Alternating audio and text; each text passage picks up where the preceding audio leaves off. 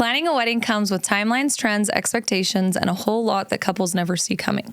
We're two wedding planners pulling back the curtain on what really happens behind I Do. Each week on Behind I Do, we bring you real talk about real weddings. Timelines, trends, the wins, and the what ifs. From the smoothest silk celebrations to the did that actually just happen moments, we're sharing the stories, lessons, and insider knowledge that help couples plan with confidence, and maybe even laugh along the way. Whether you're a bride, groom, vendor, or wedding lover at heart, this is your backstage pass to the world of weddings, told candidly, graciously, and with the expertise only seasoned planners can offer. Grab your coffee, your planning binder, or your confetti, and join us Behind I Do. Episode 5. What we actually do, understanding why the term day of coordination should die. I feel like that was very dramatic, but Very dramatic. I kind of wanted it to be. All right. I mean, I don't know. We talked about this, I feel like, a little in one of the other ones about hot takes, and this is my hot take. So I don't know. I feel like we could talk about this forever. And I kind of just wanted to start like where we started and kind of dive through like when we started 7 years ago. And like, because, we're not innocent. Like when we started 7 years ago, like we called it day of coordination. Like that was what our base package was.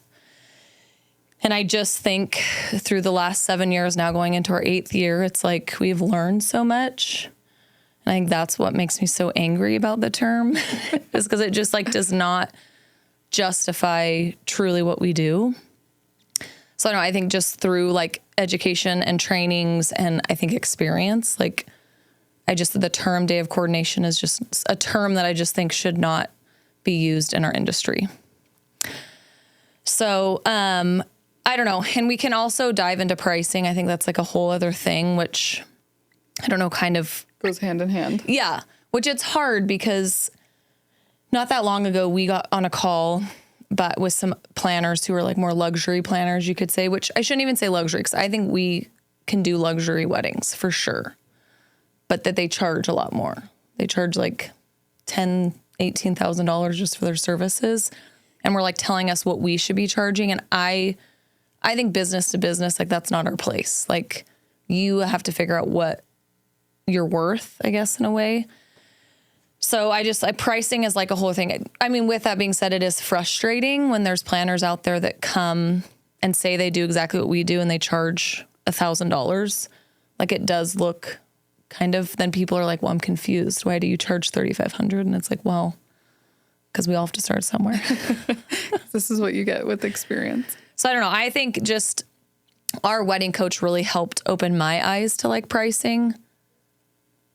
And so I think that's, again, education and training and like really knowing your numbers and like understanding like your value is like huge. And everyone's going to have to go through that like growth of like figuring out is this a hobby or is this a career? Like, do you actually want to make money or, so I don't know. I think pricing, as frustrating as it is, I just think each company is going to have to figure out like realistically, do you want to do 100 weddings to even just like make a decent salary? Or do you want to actually like charge a little more and not have to do a wedding every Saturday? I don't know. And be able to provide like a really good experience for clients. I think when we were at like that point in the beginning of our careers, like there was 2 of us like on a wedding day. Mm-hmm. We're now up to 3 to 4 and we have a labor team that helps with setting up and tearing down. And all of that is now wrapped into our package pricing. I think another thing that we really strongly believe in is like all-inclusive pricing. Yeah. Which I think is another thing with pricing that's interesting to see. You see like a lot of a la carte options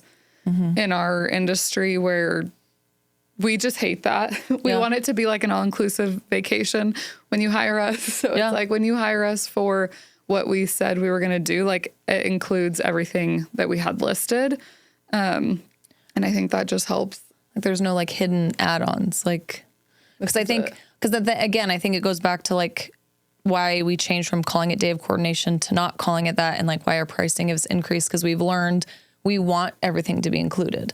Yeah. And we also realistically know like labor for setup and tear down alone, like that's something that we used to add on. It was an extra fee.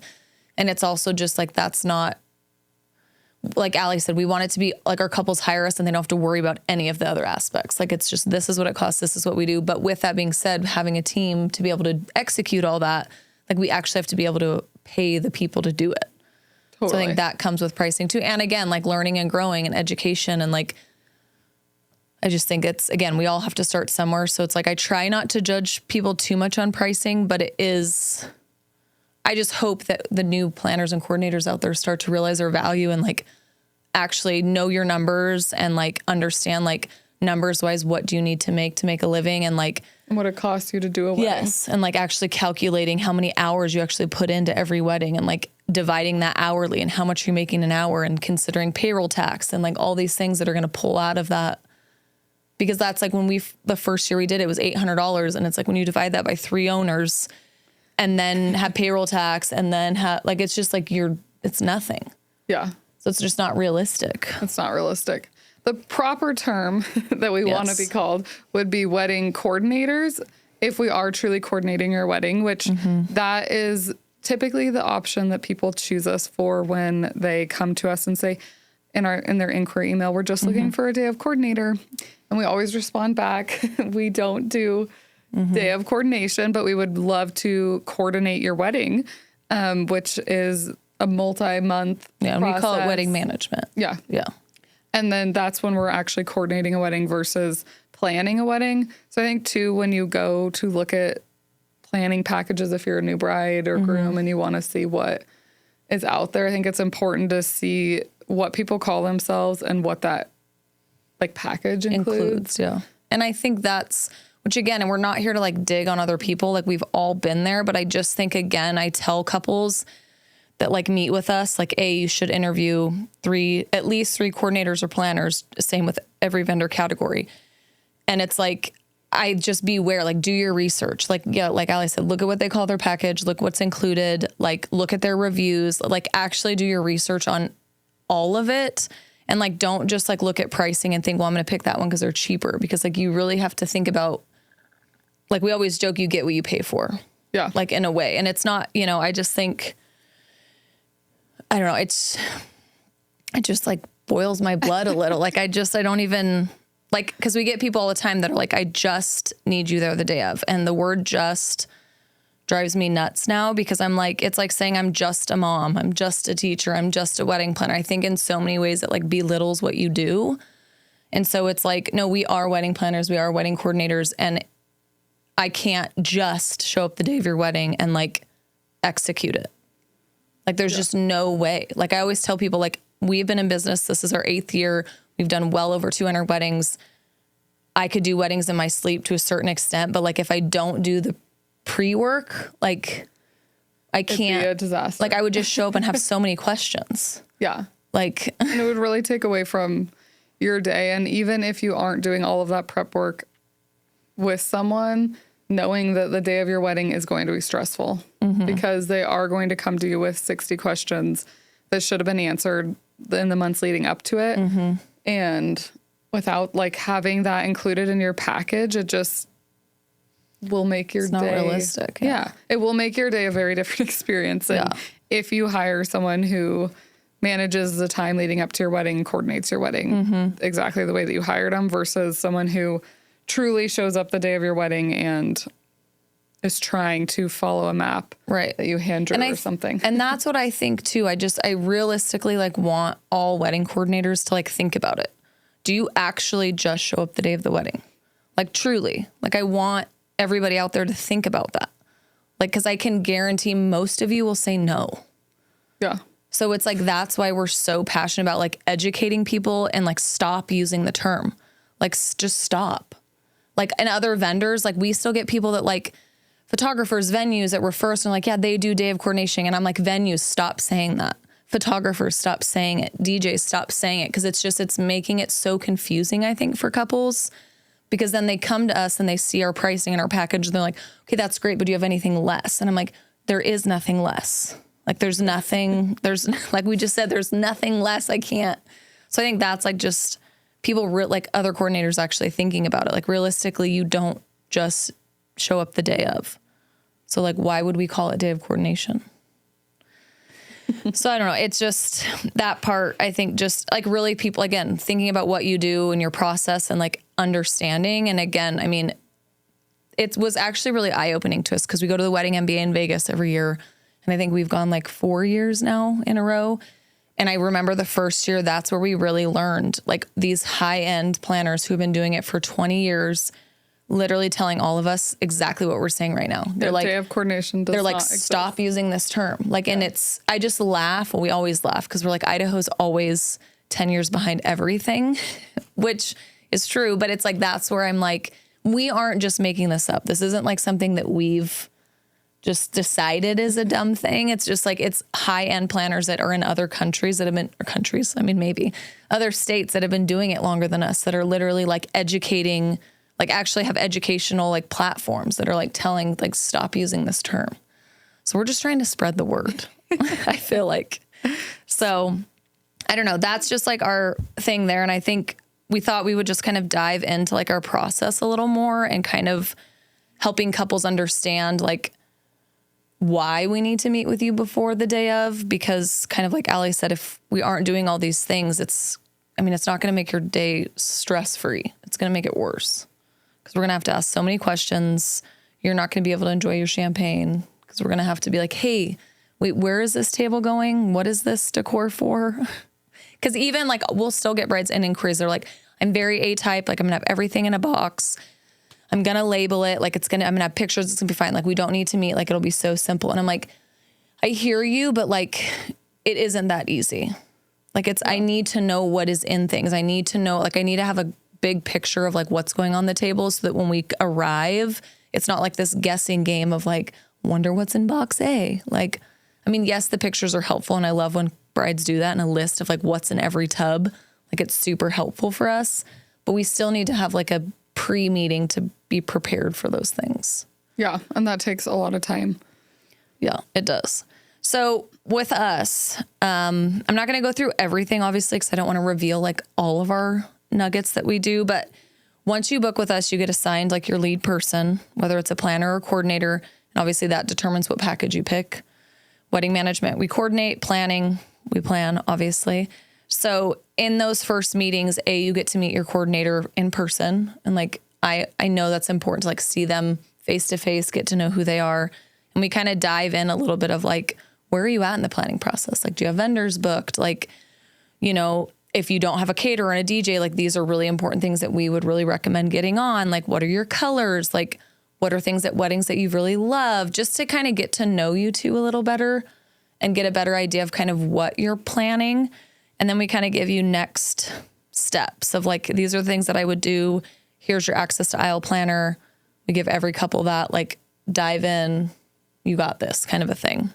Yeah, and give them all the tools that even if they didn't choose us for planning, that will help them plan a really smooth wedding on their own. Yeah. Which I think is a big difference of something that would be really helpful if you're comparing different planners. Yeah. Like, do they leave you kind of on your own to figure it out? Or is there... Do they give you a resource? Hand-holding and resources, Which that's, I think, because I know some planners don't give all their couples access to aisle planner because it is a fee that we have to pay for, like, each couple. But that's something we've also learned, too, is it's... Again, we want this to be, like, an all-inclusive experience, and, like, we want you to feel supported.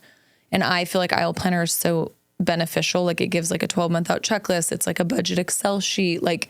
a spot to keep track of all your vendors and contracts. Like, I think it's so important and it makes our life easier when the couple has access to it and is like, has all these tools that we've built into aisle planner for them.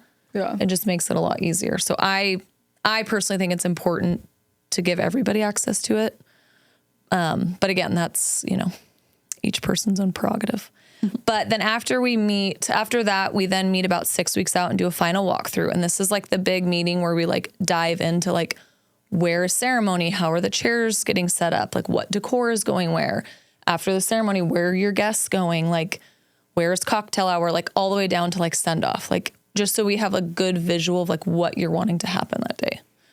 And so we don't miss anything, which I think is another thing that gets like, as you're walking through this 6 weeks before your wedding, you get to think through out loud everything that you've planned in your head and maybe haven't told us yet. So we usually find out a lot of new things that we'd never heard of during these final walkthroughs. And even like things that you might have thought were a great idea, but us talking through it, then it's like, they're like, oh wait, now that really doesn't make sense. Or we can kind of be like, I really like that idea. I understand where you're trying to go with it. However, like, you know, a lot of the weddings we've done here, like that hasn't worked because of X, Y, and Z or what, like we can kind of problem solve some of that stuff and even like think of things that you might not have thought of. Like, do you have, like, sure, you might have a welcome sign by like the gift table, but are you wanting one at the entrance of the ceremony? Like, just like problem solving some of that stuff is just like helpful. And I think, you know, again, those A-type brides who are like, I can do all this myself. And it's like, you probably can, but it's just, there's things that you don't know. You don't know what you don't know. And it's like, you haven't done weddings at these venues before. So to have somebody there who can like give you some insight isn't a bad thing. It's not like we're taking it away from you. We're just like offering suggestions. So, and then after that, we do like a timeline call. So we will draft up your timeline and with the couple and go line by line, like go through it all together, make sure it's exactly how you want. Then 2 weeks out, we send that to all the vendors. So everyone's on the same page. Not that half of them read it anyway, but we still send it. And then we also do the rehearsal, whether that's at the venue or whatever. And then obviously day of, we're there start to finish. First people in, last people out. Exactly. And something else we actually newly have started that I kind of forgot about is even with our wedding management couples, we do tablescape meetings. And so with planning couples, we call it more of like a design meeting because we're actually helping you design and pull things and figure out what you want to do. But with wedding management, and yes, this might be an extra step that some coordinators are like, I'm not doing that, which is fine. But we just see so much value in it. But we will meet with you at like, you know, Event Rent, any of the rental companies around here and actually set up a table of what you're wanting it to look like. Again, to kind of problem solve some of this stuff. And also it makes our life so much easier because on the day of, we have such a great visual of like, this is how she wanted the tables. This is how it's supposed to be set up. It just is nice. Yeah. And even if you don't have a planner or whatever, it's such a good idea to do that step because people don't realize how thin or like narrow, I guess, banquet tables are. And you see these beautiful Pinterest photos with all this decor and 3 glasses and chargers and all 6 silverware or, you know, forks and knives and multiples of everything. And you don't realize how quickly a table like that becomes full and like impossible to eat at. So we always recommend at least practicing a table in like a real setting where it's the actual table size that your venue offers you, and trying to kind of mock up what your table will look like. Yeah. It's super helpful. Save your day. It's so true. And and then like all that process, again, some people, which honestly, once we explain that process to people, I don't think we've ever had couples who are like, no, I don't need that. They're like, oh, that totally makes sense. But I just think the importance, again, for like couples to understand, like, again, why it's not day of coordination, because we've done all these things. That's at least 12 hours that we've spent prior to your wedding doing all these things, meetings, writing your timeline, creating your mood board based on your tablescape, like all these things that we've done and put in place to then be able to execute your day. And the importance of that, I think, is that like we can then show up to your day, and that's why we get to be so calm. And like, because we're like, we know all the little details. We know that grandma's the flower girl. We know that like table 4 is supposed to have a special little treat on Sarah's seat or whatever it is. Like we know all these things. So we're not stressing about the little things because we have a plan. So that then when those like hiccups occur we're able to like calmly be like, I got this. Like we're fine. It's not a big deal. We'll solve it because we're not worrying about all the little details. Like if we just showed up on the day and then something like bad happened, it would just be terrible. Like I'd probably cry because like you're just like, I don't even know what's going on the tables. And now, you know, the grandma's 30 minutes late or whatever. Missing linens or it doesn't give you time to be set up. And I think another nice thing about like the way that we do it is you really get to know your couple. And that's one of our biggest things in our company, and one of our values is making it feel like family. And so when I go to do Amber's wedding, I know Amber so well that I will know exactly what she wants to be done, even if it's not what we had planned or if something occurs and it rains, or You have to go with plan B. Yeah, something gets ruined. It's like I've met with her so many times that I know exactly what she wants, and we can handle it so much better than if it was essentially a stranger that I met on their wedding day, like in a high stress situation.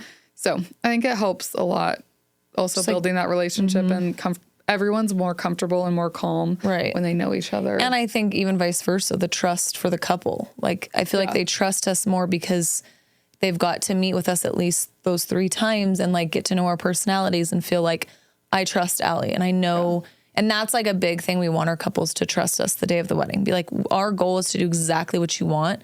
However, things happen. And like, I think if couples trust you, they can breathe a little more because they know even if there's a hiccup, like Allie's going to do what I would want to do. Totally. Like there's not going to be this, like, I don't even really know her. And now she's out there like, you know, making decisions like changing everything last minute. So yeah, I just think it's super important, like to build, like Allie said, build those relationships and like without any of that prior, you know, work, you wouldn't be able to do that. Yeah. It just would be so hard. And like Allie, we were talking about it earlier. Allie said too, like at the rehearsal, like you get to like meet a lot of the people. You get to like meet the grandparents. You get to meet the parents, like the wedding party and get like a good vibe of everybody.